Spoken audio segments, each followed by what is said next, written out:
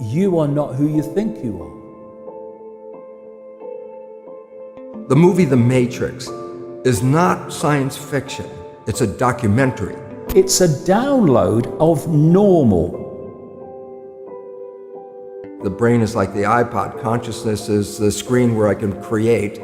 But if I don't have anything in the hard drive, I can't create. When you look at a human life, it's basically a perceptual programming and download from cradle to grave. You come out of the womb and immediately you're influenced by your parents in terms of your perceptions. And they're not being malevolent, but they've been through the system you're about to go through, the process you're about to go through.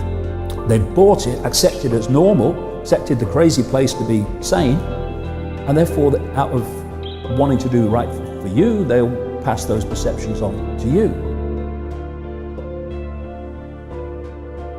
95% of our life is coming from the programs of life, how to live life that we get in the first 7 years of life. You come out of the womb, and within 4 years, you've only just got here.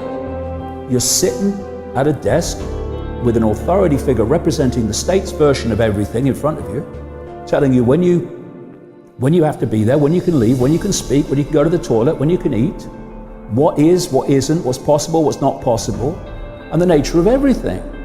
Every human, and this is a fact, every human first 7 years is downloaded hypnosis. The brain of a child under 7 is in a lower vibrational frequency. When you put wires on a person's head, you read electroencephalograph, reading brain activity.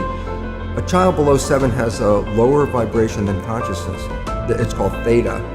Theta is imagination. Oh, that's how kids play a tea party with mud pies, but to them it's a real thing. A kid rides a broom, it's a horse. That's theta, imagination. Theta is also hypnosis. And the idea is this: before you can become conscious, if you don't have any programs, what are you going to be conscious of?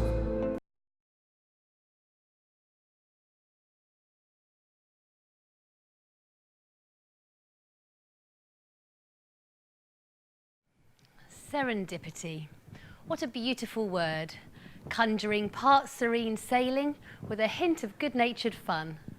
Serendipity, that chance beneficial meeting, the unexpected conversation that provides just the answer you're looking for, the perfectly timed taxi ride that takes you past the cinema showing the film you've been wanting to see, where you accidentally knock over somebody else's popcorn who turns out to be the boy from school who you used to have a crush on. And guess what? A year later, you're happily married. Serendipity. So if that is serendipity in action, how does it work? How does it work? Are there higher powers directing the details of our lives? Or is it just a random coincidence of events? Is there anything we can do to enhance the occurrences of these positive events? It is my proposition today that whilst life throws many events our way, some positive, some challenging, we have within ourselves the power and possibility to create an environment that enhances the probability of these fortunate events that make our lives a little more plain sailing and a lot more fun.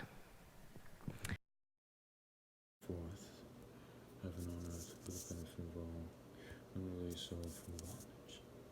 No soul left behind, ever.